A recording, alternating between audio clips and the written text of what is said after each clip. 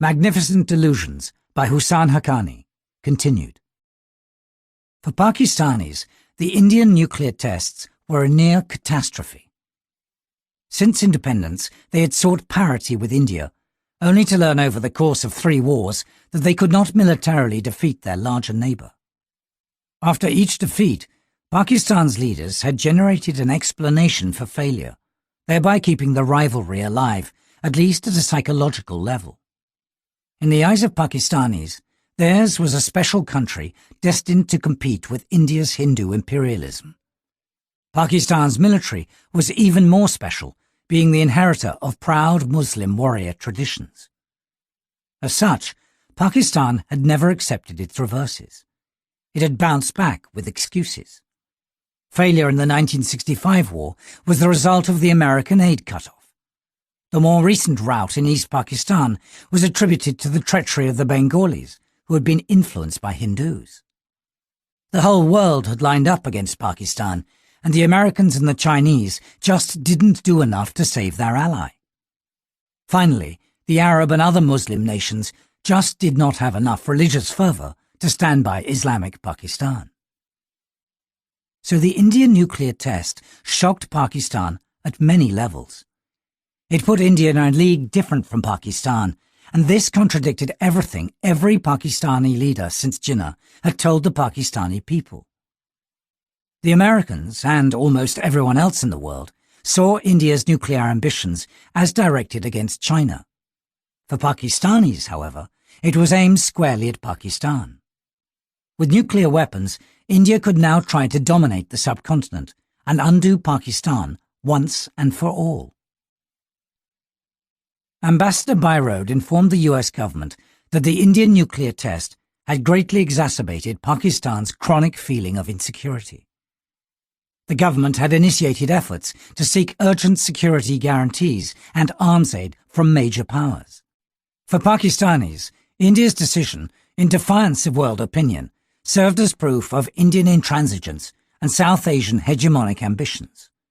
Islamabad wanted non-proliferation advocates to deal firmly with India, Byrode said, so that Pakistan and other non-nuclear nations may feel more secure. In Byrode's view, Pakistan's sense of alarm and urgency was undoubtedly genuine. The Pakistanis were under no illusion, the US ambassador continued, that additional conventional equipment would in any way provide comparability to Indian military might. But the Indian nuclear test had further sharpened the already painful awareness of Pakistan's capabilities, as most of Pakistan's military hardware was worn and obsolete in terms of what not only India but Pakistan's other neighbours possess. Byrode's reference was to Iran, where the Shah was using oil money to buy sophisticated weapons on the international market. But Iran had never threatened Pakistan's security. So the US ambassador was repeating Bhutto's point that Iran's possession of better arms generated a sense of inadequacy among Pakistanis. According to Byrode, Bhutto had rejected opposition demands that Pakistan embark on its own nuclear weapons program.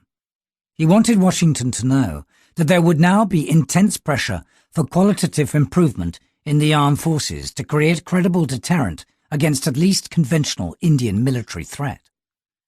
In other words, Pakistan would need superior conventional weapons to feel secure, and this might prevent the country from trying to build nuclear weapons of its own. As it turned out, Bhutto had already initiated a covert nuclear weapons program. In an interview with The Guardian in 1965, he had said that if India built the bomb, we will eat grass, even go hungry, but we will get one of our own. We have no other choice. The Pakistan Atomic Energy Commission, PAEC, was following India's route of using plutonium produced at a Canadian-supplied nuclear reactor. Pakistan was in the process of acquiring a reprocessing plant from France that would enable it to extract fissionable material. A Pakistani metallurgist, Dr. Abdul Qadir Khan, who worked at a Dutch uranium enrichment plant, wrote to Bhutto right after the Indian tests. Khan said that he could help Pakistan take the shorter route to making an atom bomb, through uranium enrichment. Bhutto then set up 2 parallel teams to help Pakistan acquire nuclear weapons capability more quickly. PAEC continued to seek fissile material from plutonium, while Khan returned to Pakistan from the Netherlands with stolen designs for a uranium enrichment facility. But the covert nuclear program did not preclude that Pakistan would seek the resumption of military supplies from the United States. Because the US Embassy in Islamabad was initially ignorant of Pakistan's nuclear plans, Bayrod had become quite sympathetic to Pakistan's request for conventional weapons. He therefore advised the US government to lift the ban on military supplies to Pakistan. Meanwhile, in the denouement of the Watergate scandal, Gerald Ford became America's president after Nixon resigned from the presidency on August 9, 1974. Ford retained Kissinger as Secretary of State. Unlike Nixon, Ford did not have strong views on Pakistan or South Asia, so US policy on Pakistan moved completely into the hands of the State Department. Thus, Kissinger's and diplomats' opinions carried even more weight than they did before. Kissinger found the embassy in New Delhi seeking greater attention for India following their nuclear test, just as Bayrod had recommended that the United States open military supplies to Pakistan in order to provide Pakistan reassurance. Rumors that the United States might expand relations with India in order to contain nuclear proliferation caused disquiet in Islamabad. Ahmed, who now carried the title of Minister of State for Foreign Affairs, asked Kissinger during a meeting in Washington whether there had been a dramatic improvement in relations between the United States and India. Kissinger assured him that any improvement in ties with India would not be at Pakistan's expense. The United States simply wanted to wean India away from the Soviets, he said. Kissinger explained that some of the embassy people in Delhi felt the United States had to prove itself to the Indians. It is an American masochistic sense of guilt that we must perform a national duty by giving aid to India, he retorted. We have no illusions about Indian policy, he went on, but their and our purposes may be served by the illusion of better relations. There are also domestic advantages in this. Internationally, there is no significance, no real change. Ahmed replied that the better way of proving to the Indians the futility of arming themselves would be to supply sophisticated arms to Pakistan. The Secretary of State brought up the subject of India's nuclear ambitions. I am less outraged by the Indian bomb than some, he said. I see it as a trap for India. They will never be able to use it in practice, and if the bomb spreads, it will equalize India's military superiority. Ahmed did not agree, arguing instead that if the Indian army were in difficulty, they would use the nuclear bomb in desperation as a last resort. Kissinger said that India would have to lose a war very badly before using a nuclear weapon. Will you beat them? He added sarcastically. The Pakistani diplomat instinctively said, we can, if we have arms, before checking himself. But we're not planning to do that. He insisted that Pakistan just wanted enough weapons to defend itself against India and Afghanistan, who were being supported by the Soviet Union. But for the last 3 years, the United States had not supported Pakistan militarily. Kissinger promised that he would push for cash sales first, but the matter would have to be handled delicately. Ahmed moaned once again about the difficulty of buying arms on the open market. Pakistan preferred its old relationship with the United States, when planes and tanks, as well as money to raise army divisions, were provided through the budget of the US Department of Defense. The French are slick businessmen, he added. Pakistan had bought 3 Breguet Atlantique long-range surveillance aircraft from the French. The French gave us half price on the aircraft, 38 million francs, but with the service and modifications, the total price was 220 million francs. They are not only fleecing us, but also skinning us, Ahmed said of the French. The Crotale missiles increased from 200 to 350 million francs by the time we reached agreement. They know we have nowhere else to go, and they exploit us. Further, although the Iranians had helped convert Pakistan's US-supplied tanks to be powered by diesel fuel, they were reluctant to cross-train Pakistani crews on their equipment. When Kissinger offered to raise the matter with the Iranian Shah, Ahmed said that he didn't want the Shah to know he had complained. "He has been very good to us," Ahmed said about the Shah. But he did seek US help in nudging Saudi Arabia and Iran to increase balance of payment support. They were already providing $200 million between them, but Pakistan needed more. There were also the by now routine requests for wheat and edible oil.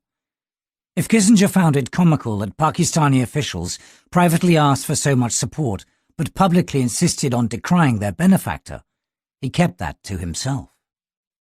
When Kissinger visited Islamabad a month later, Bhutto voiced Pakistan's concern about the United States growing close to India once again.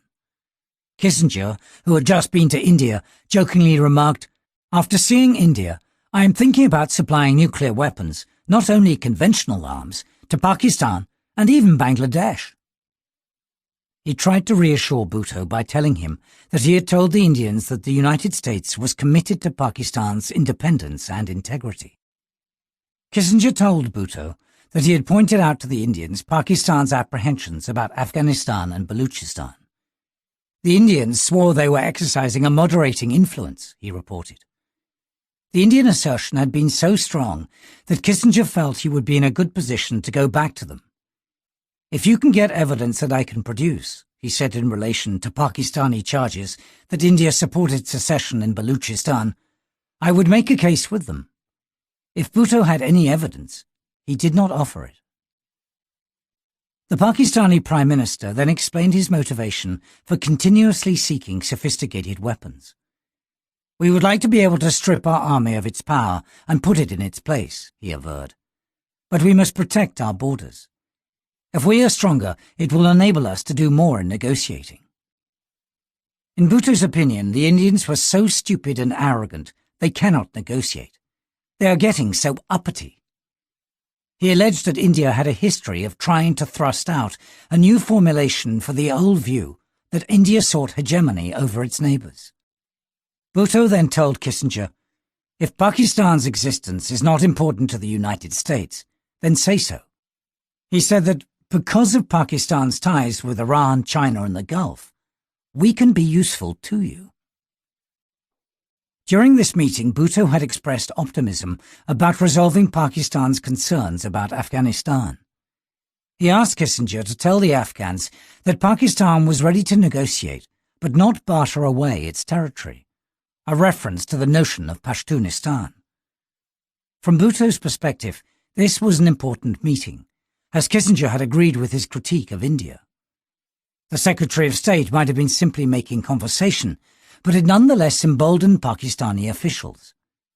They believed they had made some headway in convincing the United States that India was a security threat by virtue of its hegemonic core. On February 4, 1975, Bhutto arrived in Washington for his second official visit. By now, Kissinger was able to commit that the United States would rescind the ban on transferring military equipment to Pakistan. This would open the way for Pakistan to buy weapons for cash, as the Secretary of State had suggested earlier. Kissinger told Bhutto to stay quiet on the matter, however, until he had informed the Indians and Congress about the decision. He asked for only one assurance in return. Pakistan had to declare that there will be no nuclear development outside of safeguards. This was because the US Congress was voicing concern about nuclear proliferation. Pakistan, like India, had not signed the Nuclear Non-Proliferation Treaty, NPT. Because of this, the House Foreign Affairs Committee had questioned Kissinger in closed session about the wisdom of reopening the sale of advanced weaponry to Pakistan. The committee's chairman, Lee Hamilton, a Democrat from Indiana, had requested that lifting the ban on arms supply to Pakistan should be linked to guarantees in the nuclear field. Pakistan must observe safeguards that would allow it to use nuclear technology for peaceful purposes, such as power generation, but not to develop an atomic bomb. Pakistan, Bhutto recalled, objected to the Non-Proliferation Treaty on a moral basis. India refused to sign the treaty because, it said, the agreement was discriminatory because it allowed 5 countries to retain nuclear weapons but denied the right to others, thus creating what Indian diplomats described as nuclear apartheid. But Pakistan did not have a similar universal objection. "India has not signed," Bhutto said. "Of course we will sign if India signs." Kissinger reiterated that Pakistan's nuclear program should remain under safeguards. You couldn't divert your efforts to a nuclear explosion. A few days after meeting Bhutto, Ford lifted the embargo on US sales of lethal military equipment to Pakistan and India. He laid out guidelines that would ensure that the sale of defense articles and services would meet the legitimate security needs for modern and effective forces in Pakistan and India. The most important of these was that all military sales to the subcontinent were to be on a cash basis.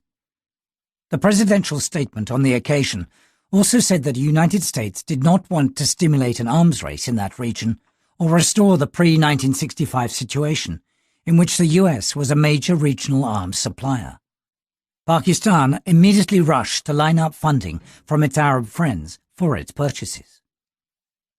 The prospect of resuming military supplies from the United States heartened Pakistanis. Bhutto wrote a letter to Ford thanking him for the decision. Among other things, the letter made reference to a conversation between Ahmed and Kissinger, stating, "Dr. Kissinger informed Mr. Ahmed that he had spoken to Gromyko in very strong terms, to the effect that an Indian attack on Pakistan with Soviet equipment would invite a response from the United States." This attracted Kissinger's attention. He asked Biro to clarify some important nuances which, if not precisely grasped, could lead to misunderstandings. According to the American account, Kissinger had only informed the Pakistani diplomat of a conversation with the Soviets in general terms, during which the United States told Soviets that they would hold the USSR responsible for the use made of their equipment anywhere, and especially in Pakistan. Similarly, Kissinger had asked Ahmed if it would be acceptable for the United States to ask the Chinese what their response might be if Pakistan was attacked. He had also remarked that a general war involving the Soviets and the Chinese would have the gravest implications for the whole of Asia and for US policy in the area. But the Pakistanis had interpreted Kissinger's conversation with Ahmed as an assurance of US involvement on Pakistan's behalf. Kissinger, however, did not want Pakistan to misconstrue his queries as commitments.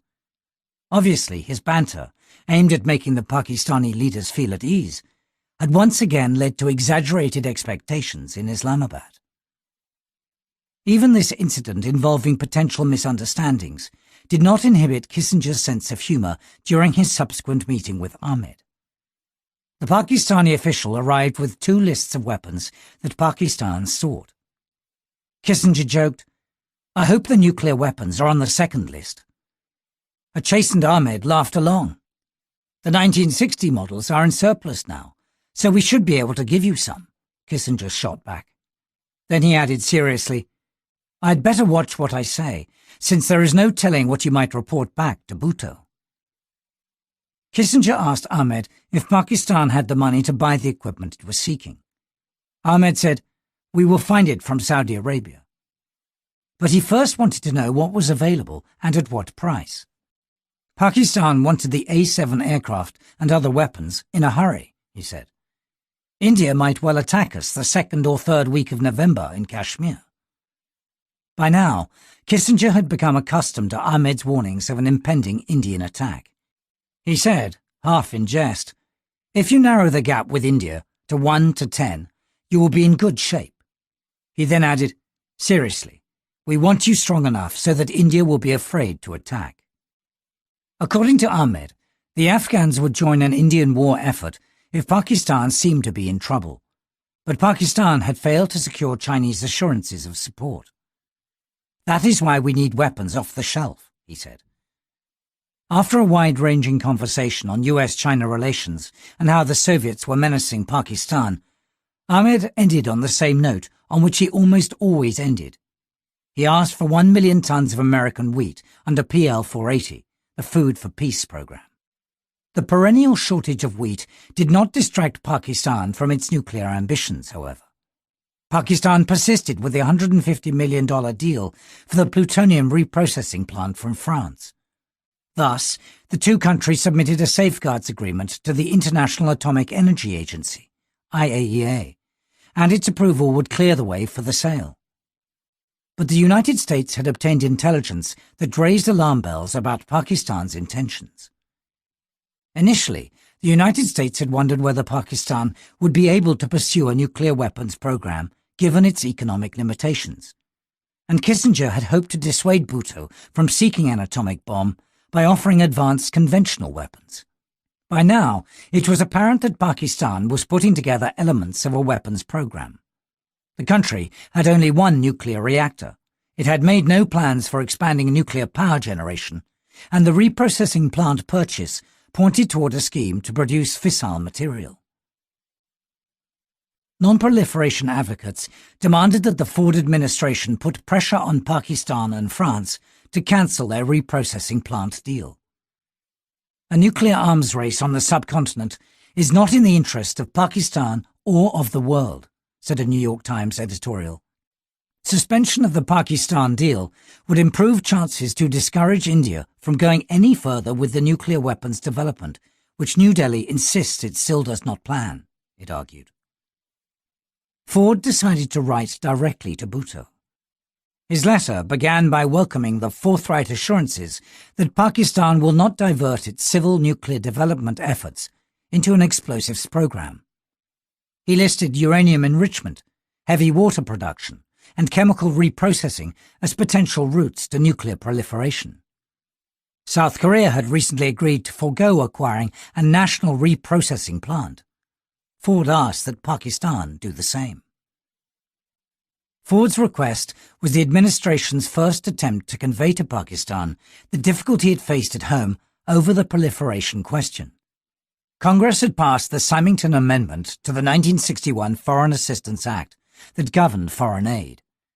Named after Senator Stuart Symington, a Missouri Democrat, the amendment barred all U.S. economic and military assistance to countries that acquired or transferred nuclear technology without full safeguards and international inspections. Kissinger tried to persuade Bhutto with a simple explanation of political realities. He told the Pakistani ambassador, Sahibzada Yaqub Khan, that the reprocessing plant had become a domestic issue in U.S. politics. "You know what the American domestic situation is," he said. Kissinger then explained the U.S. political scene. "You know that if the Democrats win, they would like nothing better than to make a horrible example of somebody," he observed. A statement which, taken out of context, later fed Pakistani hatred toward the United States. Kissinger was summing up the Democrats' political options in order to point out why they might target Pakistan over non-proliferation. "They would love to take on the French, but they can't," he said. "They cannot be accused of being anti-European integration and anti-NATO, let alone anti-Atlantic. If the Democrats win, you will face an assault, and they will attack you." In a sympathetic tone, Kissinger told Yaqub that credit and arms sales would become much more difficult, even impossible, if the Democrats won the U.S. election. "You know that the last thing I want to do is to be responsible for this." But, as Kissinger feared, the Democrats won the election. The new president, Jimmy Carter, did not have any affection for Pakistan, nor did the leading members of the incoming national security team. As he left office, Kissinger remembered to put Pakistan's request for military aid on the list of issues he considered a priority for his successor as Secretary of State, Cyrus Vance. He requested that Vance help get congressional approval for the sale of A-7 planes for Pakistan. Kissinger also hoped that a solution would be found for the nuclear matters. While Bhutto negotiated with the United States for military aid and over the nuclear reprocessing plant, he also made two critical decisions with grave implications for his political survival. He appointed General Mohammad Zia-ul-Haq, a lackluster officer, as the army chief in March 1976. He also scheduled parliamentary elections for March 1977. In both decisions, the head of Inter-Services Intelligence, ISI, Lieutenant General Ghulam Jilani Khan, advised Bhutto closely. Zia was personally religious and was closely connected to several Islamists by virtue of his social and family origins. Gilani advised Bhutto that a mild-mannered, religiously inclined army chief could not be a threat to civilian authority. This was critical because, based on Pakistan's history, Bhutto had good reason to worry about military coups. He had once told Kissinger that he retained the defense minister's portfolio because one has to maintain tight control in order to avoid a coup. A later U.S. Defense Intelligence Agency, DIA, rundown of Zia said, Bhutto reportedly appointed Zia to the top army post over the heads of generals with more seniority because of his reputation as a professional soldier of Islam with only mediocre ability and little political ambition. According to the DIA, Bhutto thought Zia would place no obstacles in the way of Bhutto's popular rule. The profile further stated, Zia has been described as dumb like a fox, and it has been suggested that he may have deliberately cultivated his image as inexperienced and indecisive in order to lull potential opponents into underestimating him. Zia's cunning, ambition, and ruthlessness later proved to be a death sentence for Bhutto. Soon after Bhutto's scheduled elections, his opponents united under the banner of the Pakistan National Alliance, PNA. This energized the disparate opposition, which put up a good show with massive anti-Bhutto rallies in large cities. The ISI had told Bhutto that he would win 70 to 80% support in the country's key regions. Once the campaign began, however, the race seemed tighter. Bhutto had ruled with a firm hand, and the election unleashed sentiment against his authoritarianism, middle-class anger over his nationalization, and the deeper ideological opposition to his secular tendencies. Although the PNA ran an animated campaign, when the votes were counted, Bhutto's PPP won overwhelmingly. The PNA then accused Bhutto of massive voter fraud. The PPP had won 155 seats in the lower house of Parliament, the National Assembly, with 58.1% of the total votes cast. The PNA secured only 36 seats, with 35.4% of the votes. The opposition had won in the Pashtun province and in all the major cities where they held large rallies, with the exception of Lahore. The PNA's poor showing in the Punjab province, only 8 seats out of 116, created the impression in the minds of almost everyone, including Bhutto himself, that the election results may have been altered. Bhutto offered the PNA a compromise. He proposed re-election on the 35 to 40 seats that observers said had been stolen. But the PNA was by now in the hands of virulently anti-Bhutto Islamists. They rejected any compromise and started violent street protests. The protests continued for several months, paralyzing the major cities and leading to curfews and martial law in some places. While Pakistan convulsed domestically, the Carter administration considered ways of dissuading Pakistan from going nuclear. Deputy Secretary of State Warren Christopher drew up a list of significant benefits that might induce Bhutto to change his mind. Bhutto's overriding consideration, Christopher stated, remains his determination to stay in power. In Christopher's final analysis, Bhutto's decision on how to deal with the nuclear processing question would be determined by his judgment of the effect it would have on his domestic position. Christopher's list of incentives included cash sales of F-5E and A-7 aircraft, as well as air defense radar, general utility helicopters, and C-130 transport planes. He also proposed $100 to $135 million in economic assistance over 2 to 3 fiscal years, as well as generous food aid under PL 480. But Carter wrote no in his own handwriting on virtually all the items on Christopher's list. He also scribbled, "Don't favour Pakistan buying nuclear processing plant from France." Meanwhile, the PNA's demonstrations became more violent when its leaders switched from calling for new elections to demanding an Islamic government. Barred from rallying in open spaces, protesters now gathered in mosques and offered themselves for arrest or death in the name of Islam. Bhutto tried to stem the religious tide by introducing prohibition and shutting down nightclubs.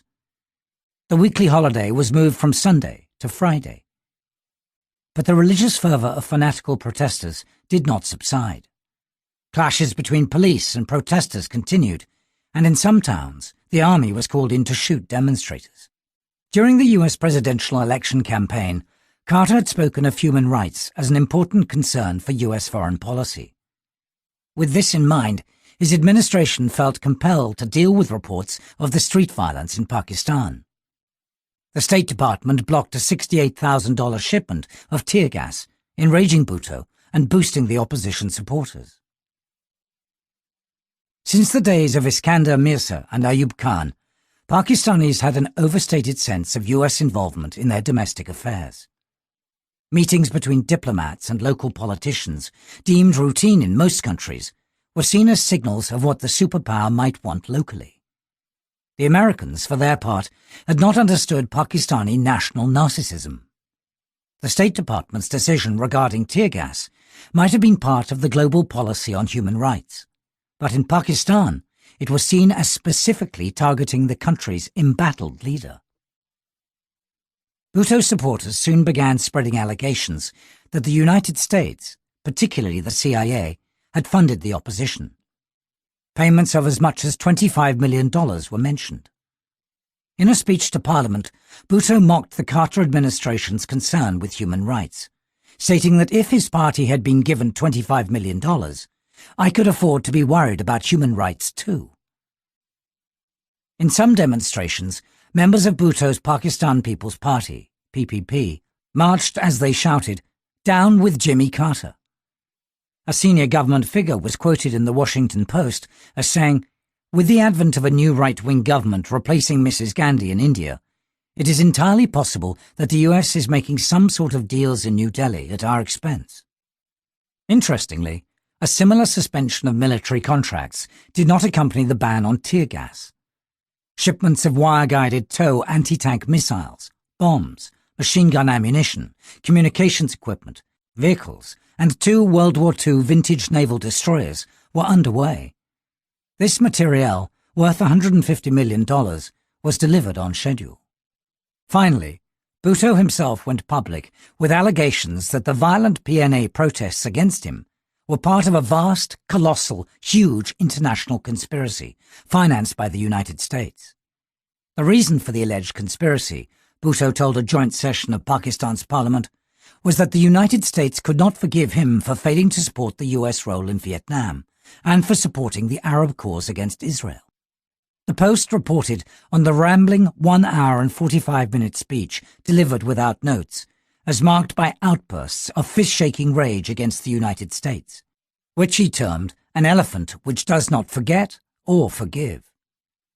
Bhutto claimed that a US diplomat in a telephone conversation with one of his colleagues on April the 12th allegedly said of Bhutto, "The party's over. The party's over. He's gone," evidently meaning that the opposition would succeed in ousting the premier. "Well, gentlemen," the premier said, to cheers, "the party is not over."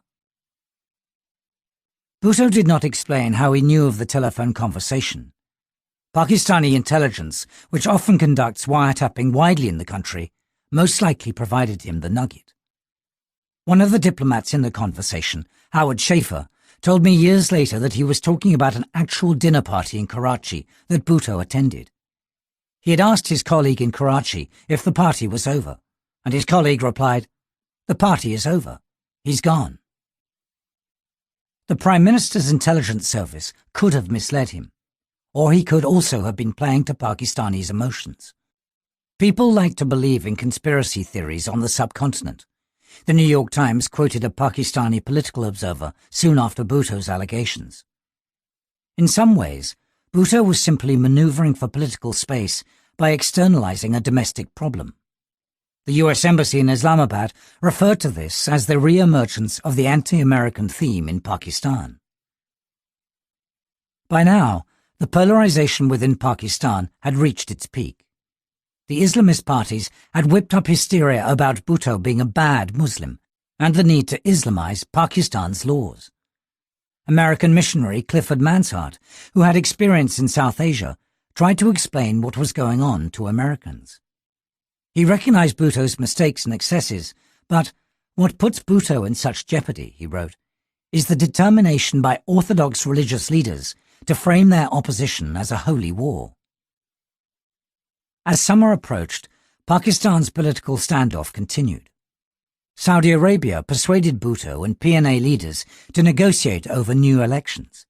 Then, just as the negotiations were on the verge of concluding successfully, Zia imposed martial law. Most American observers blamed the quarrelsome blundering of the politicians rather than General's ambition for the return to military rule. The military was said to have taken over after 6 years of initially promising but eventually inept and unstable democratic government. The Los Angeles Times described Bhutto as a talented but volatile politician who had invited his own downfall by coming to rely increasingly on the military. Initially, Zia detained all politicians, including Bhutto, announced that fresh elections would be held within 90 days, and promised that the army would return to the barracks after holding elections. But he soon reneged on his promise. Zia ruled Pakistan for 11 years, longer than any other military dictator, and with far greater brutality. He executed the still popular Bhutto after a show trial, ostensibly on charges of plotting the murder of a political opponent. Bhutto refused to seek clemency from Zia, and his death by execution made him a folk hero as well as a symbol of civilian resistance to military dictatorship. His political weaknesses and flaws were forgotten by even his opponents, with the exception of hardcore Islamists, who continued to hate him in death, as they did when he was alive. Zia went on to change many aspects of life in Pakistan as part of Islamization of the country. The country's educational system was revamped to ensure that future generations of Pakistanis would be more Islamic and xenophobic than were previous ones. From an early age, anti-Semitism as well as fear and hatred of India were instilled in Pakistan's fast-growing populace. Pakistan had received almost $1 billion in U.S. economic assistance from 1972 to 1977, the years that Bhutto governed the country. But military aid during this period stood at a meager $1.87 million, most of it in the form of training for officers and spare parts for US-made equipment. Bhutto was, however, able to secure considerable military assistance from China and was also able to purchase weapons from European countries. But Pakistan's generals attributed Bhutto's failure in reopening the American pipeline to his socialist leanings and past anti-American rhetoric. Although he remained suspicious of India and saw it as an existential threat to Pakistan, Bhutto did not initiate any adventures against India either. Zia attempted to rectify those mistakes. Chapter 5. A most superb and patriotic liar.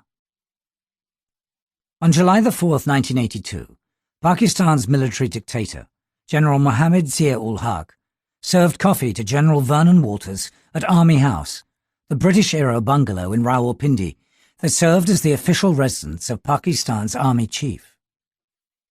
Although Zia had declared himself president of Pakistan, he had chosen not to move to the official presidential palace. The modest military bungalow went well with Zia's cultivated image of humility, as it also signalled that the real source of his power was not the office of president, but rather his status as army commander. Walters had come as a special envoy representing US President Ronald Reagan. He had served as deputy director of the CIA, spoke at least 7 languages, and was widely respected in the United States as an intermediary with foreigners. Walters had served as interpreter for Eisenhower and Nixon in their foreign visits, but he was sent to Zia on what was the American Independence Day holiday to deliver a tough message. For this, he needed diplomatic, not linguistic skills. US intelligence had obtained evidence that Pakistan was clandestinely purchasing sensitive technology to develop nuclear weapons. There were indications that the Chinese had provided Pakistan assistance in the form of designs of key components for an atom bomb. At this time, the Reagan administration was providing large amounts of economic and military aid to Pakistan. This aid was conditional on Pakistan foregoing the nuclear option. Walters had brought a letter from Reagan that shared US information about Pakistan's violation of its explicit stipulation. He was also given the task of asking Zia to stop the nuclear program or risk facing an aid cutoff. During their meeting on July the 4th, Walters presented to Zia the US government's conclusions based on what he described as incontrovertible intelligence.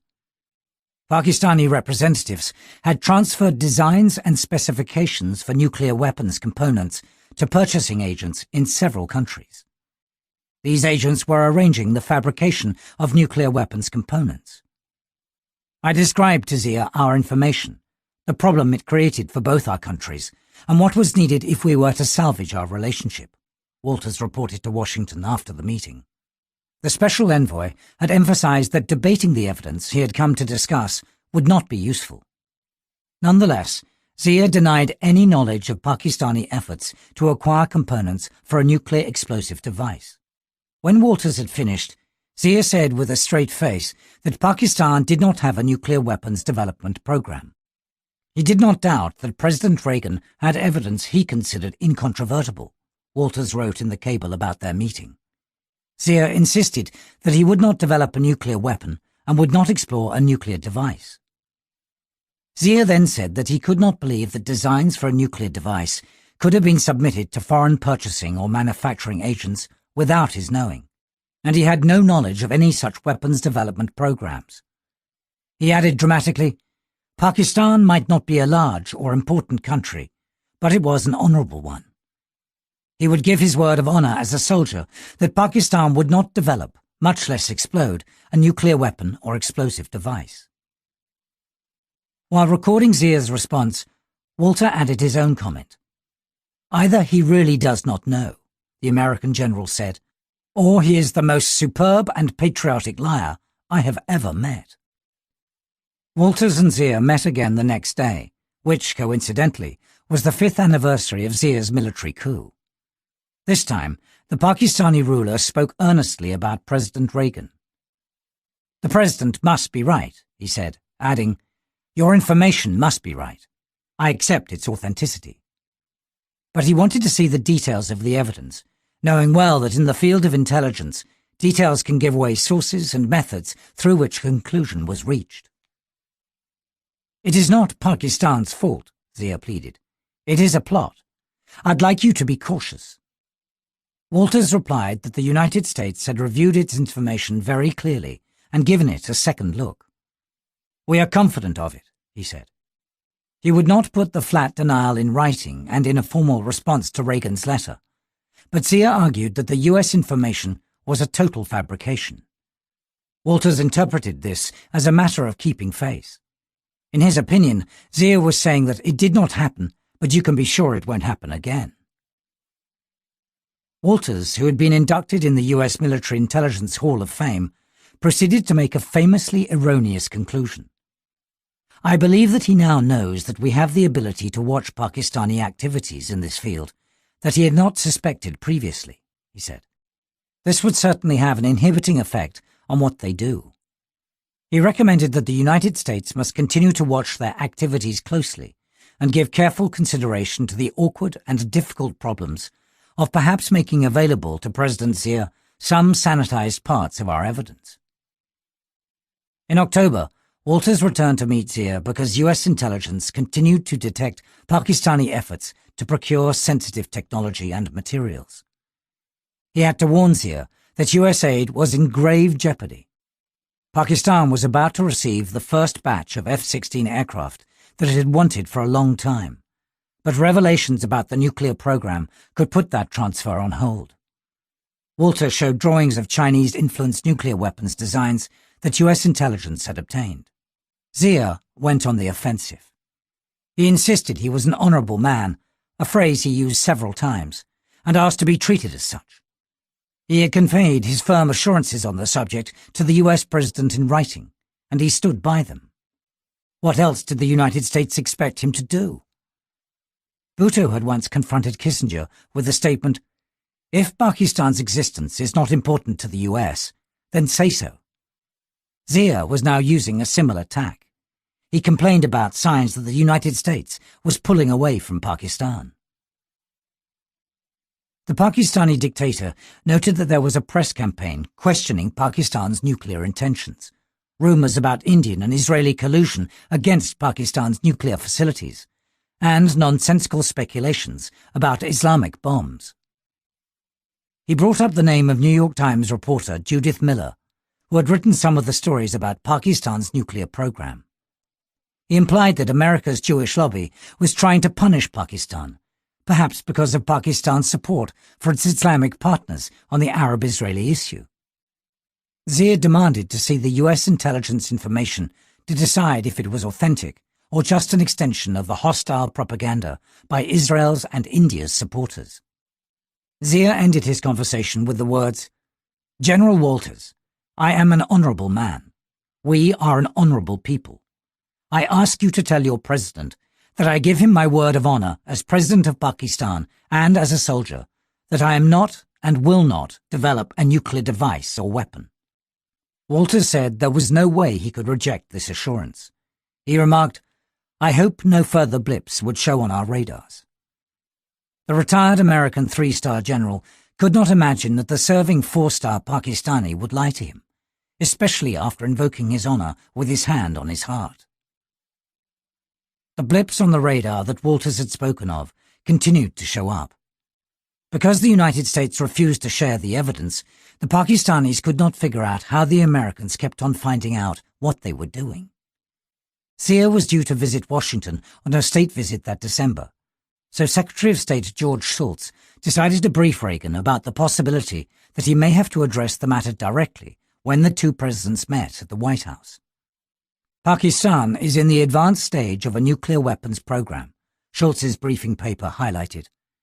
The United States had tried to block Pakistan's nuclear program by building a new security relationship, including a significant aid package, hoping this would reduce the underlying incentive for acquisition of nuclear weapons. But Pakistan's nuclear program was motivated in large part by fear of India, and the United States was unwilling to provide a security guarantee against India. Shultz told Reagan that there was overwhelming evidence that Zia has been breaking his assurances to us. We are absolutely confident that our intelligence is genuine and accurate. He also shared the intelligence community's belief that if forced to choose between US aid and a nuclear weapons capability, Zia would opt for the latter. Zia could well believe that we will never pose that choice for him, Shultz observed. When they met on December 7, 1982, Reagan mentioned the nuclear question to Zia, but did not give it a higher priority than Pakistan's role as a frontline state in confronting the Soviet Union. After meeting Zia, Reagan wrote in his diary for that Tuesday, "The weather turned out fine for the official greeting ceremony for President Zia of Pakistan.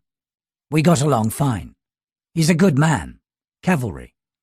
Gave me his word they were not building an atomic or nuclear bomb.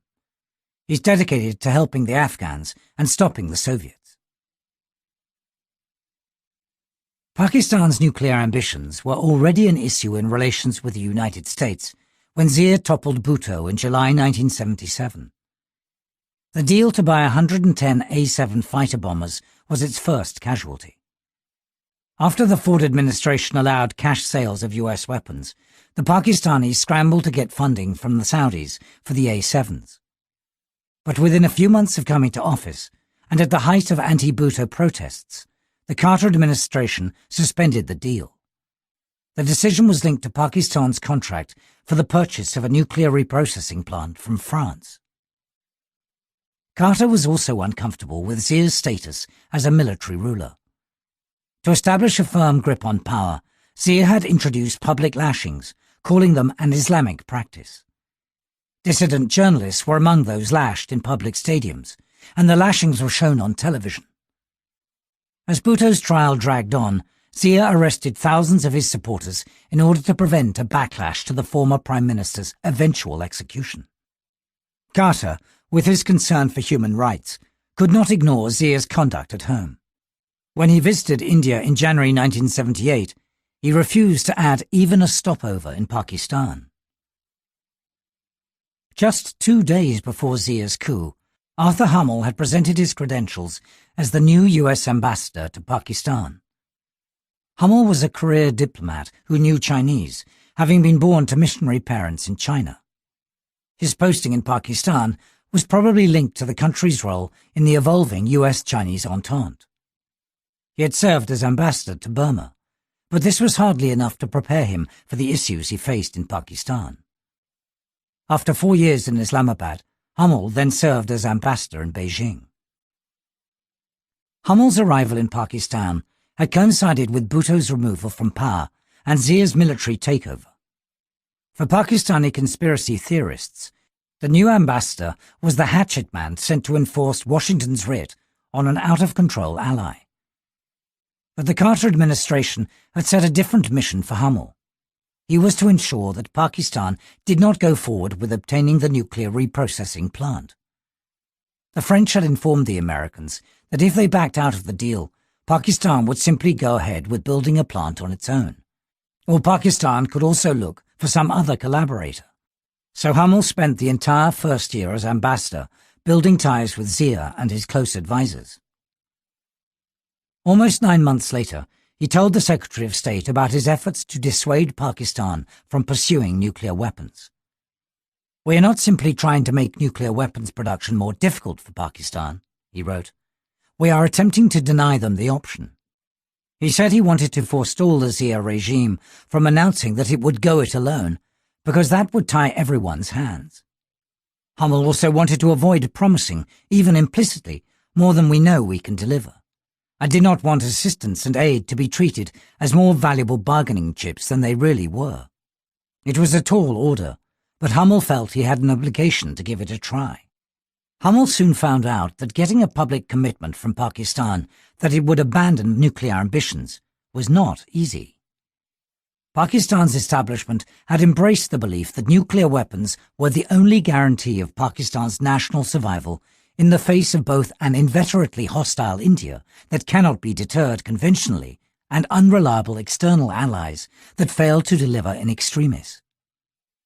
Any public avowal by a Pakistani administration that it would forego the nuclear option would invite charges that it was selling out national interest. Agha Shahi, the new foreign minister, explained the situation to Hummel, stating, "No government of Pakistan could give even private assurance not to engage in reprocessing and still survive in the face of public opinion." Bhutto had claimed that the CIA destabilized his government for trying to secure Pakistan's nuclear future. Thus, giving up reprocessing so soon after the coup would paint the new government as an American lackey. Shahi characterized American requests for private assurance as impinging on the sovereignty of Pakistan. While Zia and his officials avoided making commitments on the subject, they engaged with Hummel in a manner that raised his hopes. Because of this, he advised Washington to keep the discussion of the nuclear question quiet. But Zia broke the silence himself. In an interview, he told a Saudi newspaper that no Muslim country had nuclear arms.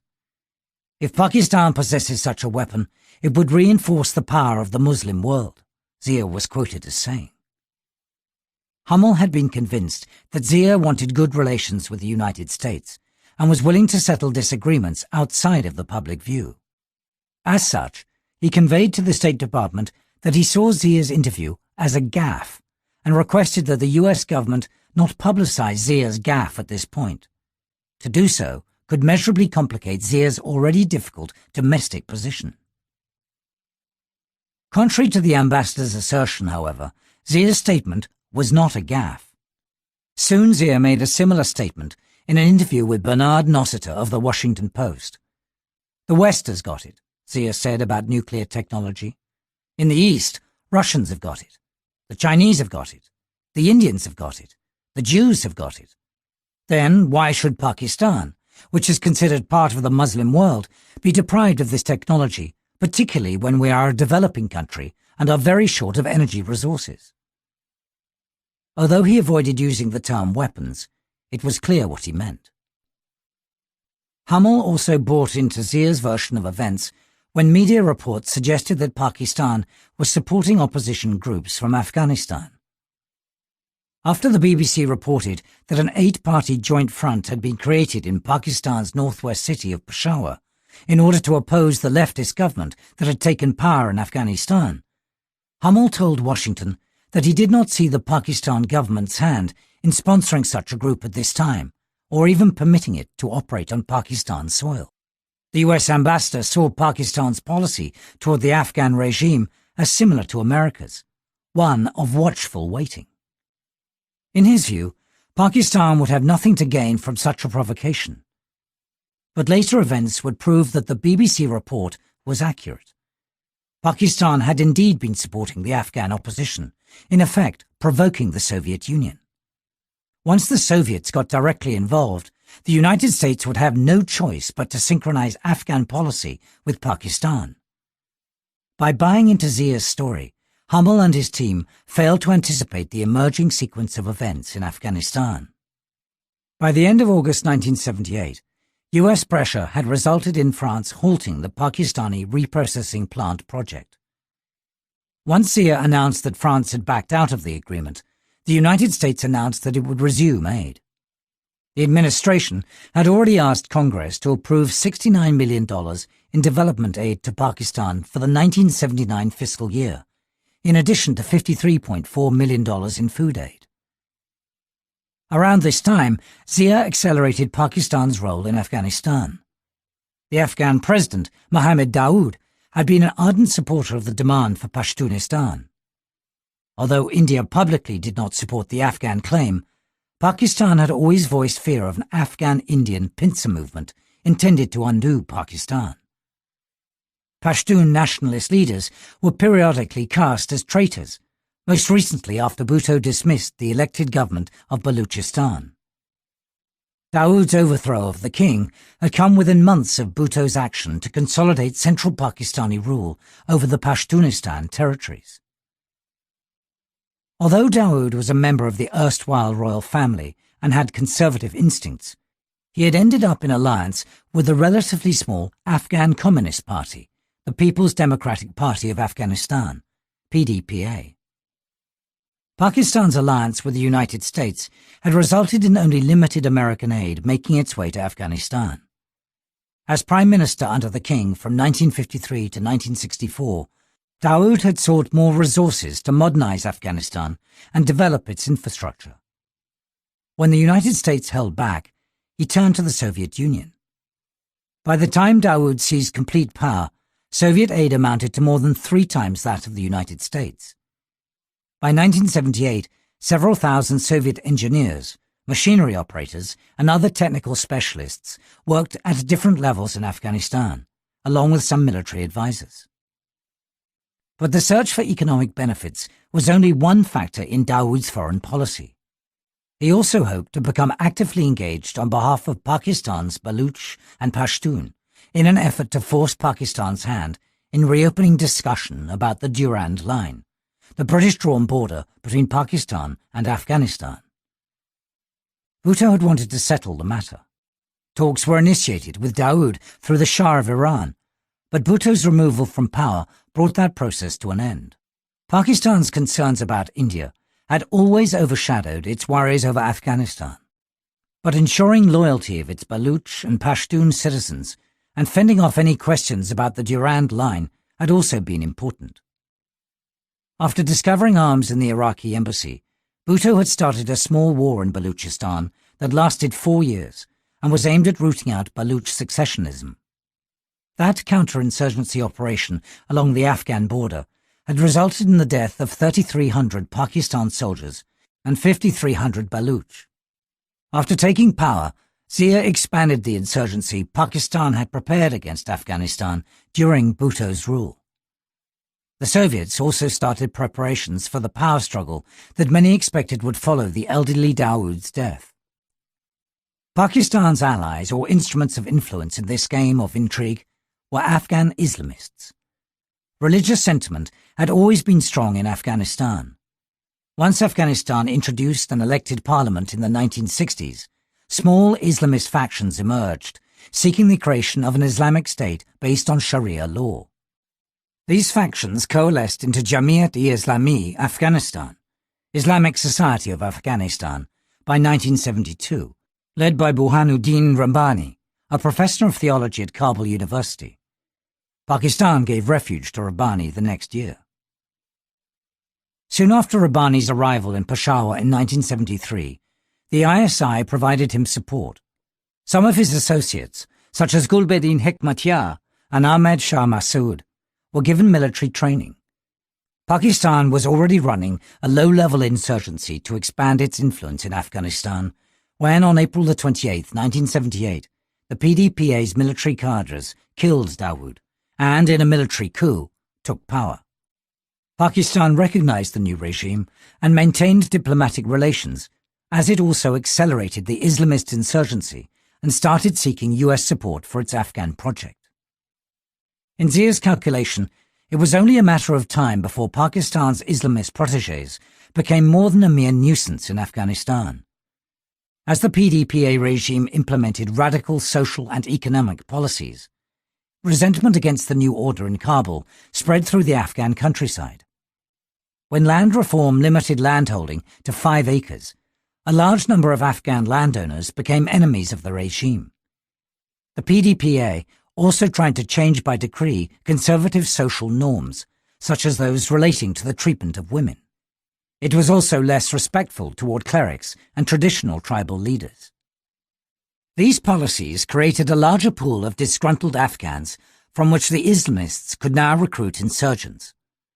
In addition to the Jamiat-e-Islami and Hizb-e-Islami, Islamic Party founded by Hekmatyar in 1976, which were already active, several new Afghan groups began to organize.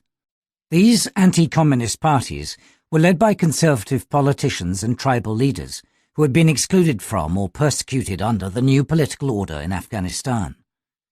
Meanwhile, Zia ensured that the ISI exercised overall control over the insurgency across the border. Pakistani officials started ringing alarm bells about the spread of communism in the region.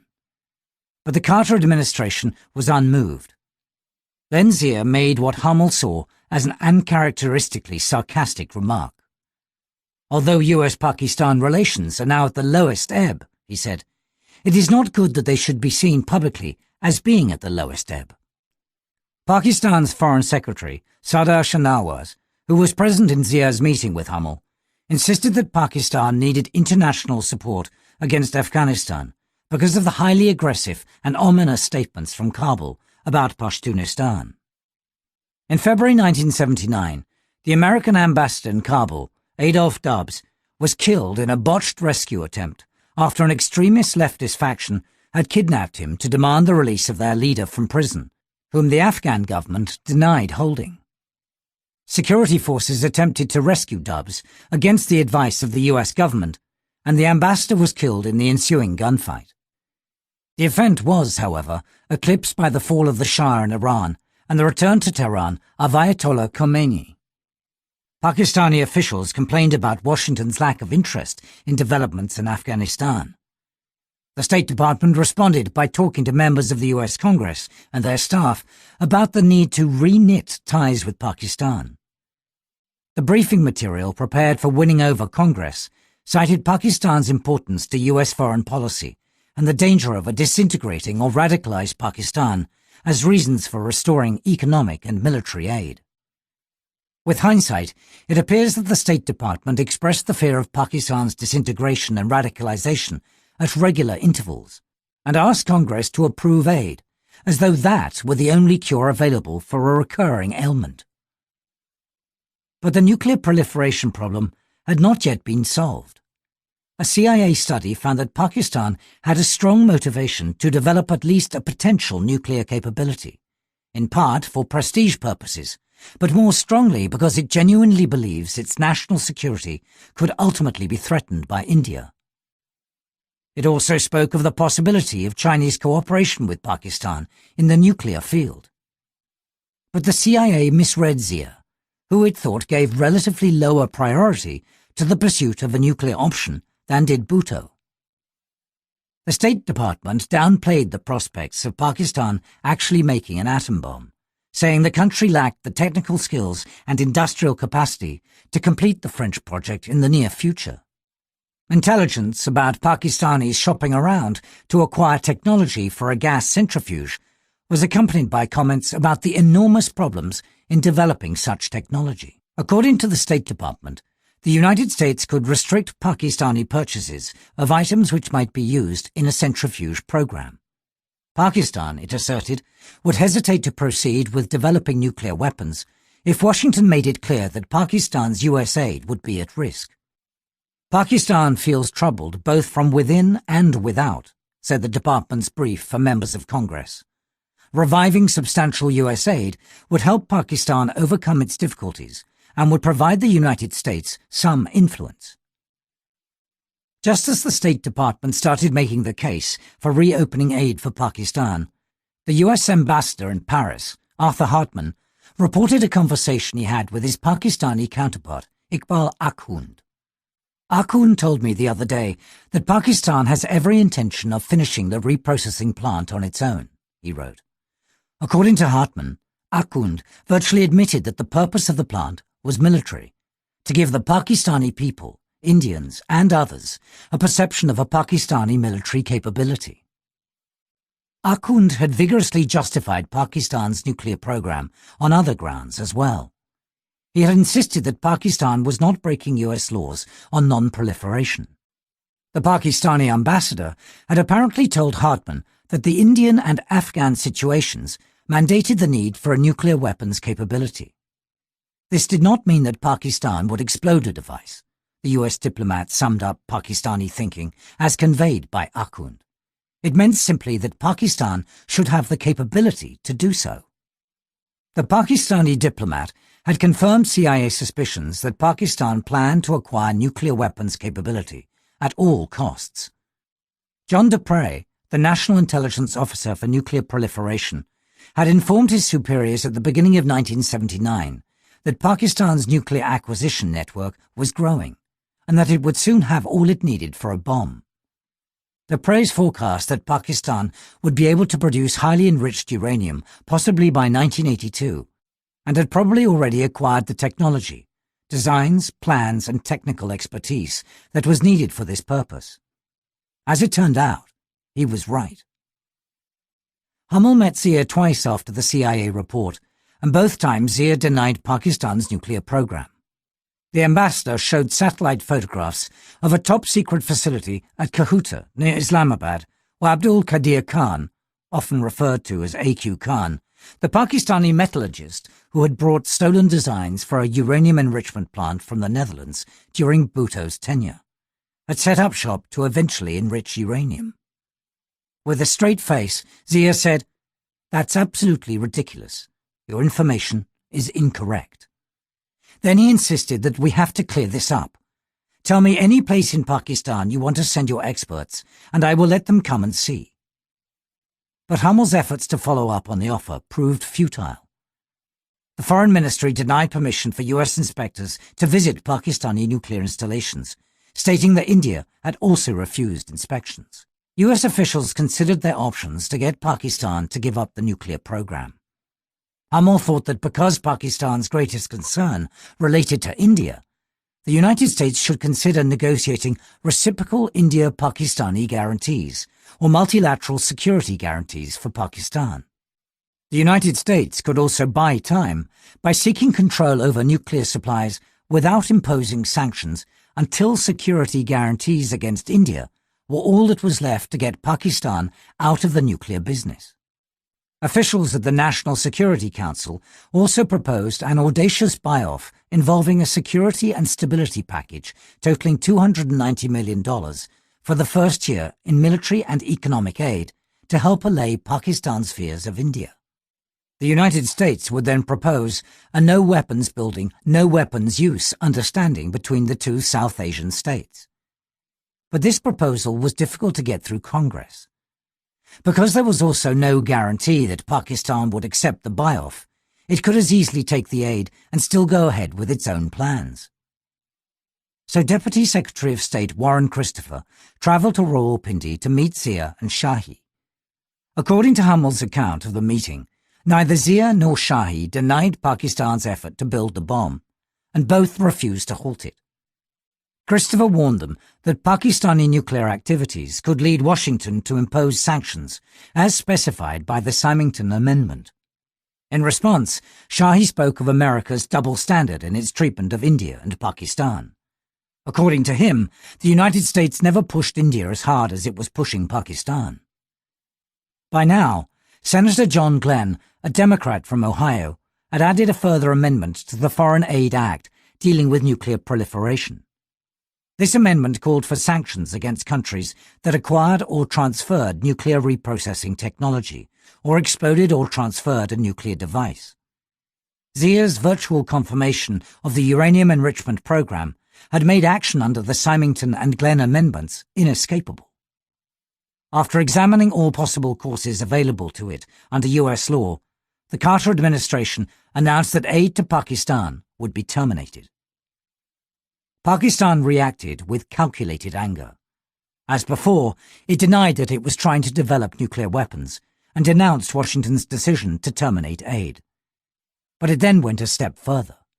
A senior official of the Ministry of Foreign Affairs attributed the US policy to the influence of Zionist circles. He said the Zionists feared that an atomic bomb developed in this Islamic country would be used by the Muslim world to menace Israel. Ironically, at this stage, no one in the US or Israeli government had even hinted at the possibility of a Pakistani bomb being a threat to Israel, nor had there been much mention thus far of an Islamic bomb in the media. In fact, Zia was the only one who had spoken in some interviews about Pakistan's nuclear program being an asset for the Muslim world. The aid cut-off had coincided with Bhutto's execution on April 4, 1979. Pakistan was, as the Washington Post noted in an editorial, in convulsions over Zia's decision to eliminate the popular leader. This was not a moment when Pakistan could be expected to respond positively to pressure on the sensitive nuclear question. But for Zia, who had no intention of stopping the nuclear program anyway, the US decision offered a way of dealing with the negative sentiment that his virtual assassination of Bhutto generated. By blaming Zionists for the US decision on aid, Zia was trying to stem the tide of criticism in the Muslim world over his decision regarding Bhutto.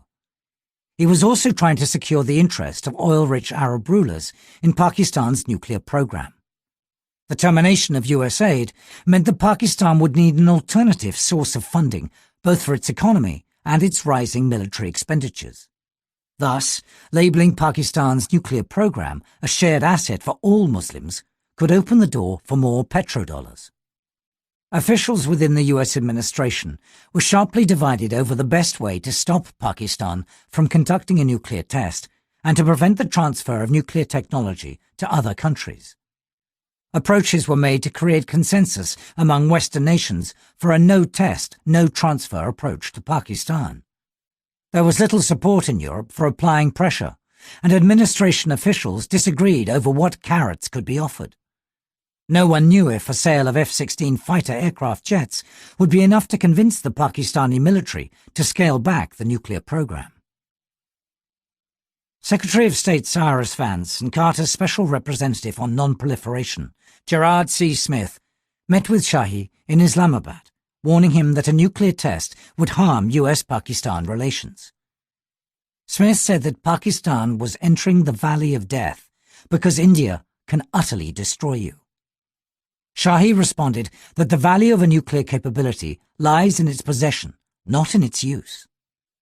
Realizing that the Americans were desperate to get Pakistan to comply with US laws on non-proliferation, Pakistan ratcheted up its demands for military assistance, making it harder for those who wanted to buy Pakistan out of its nuclear ambitions.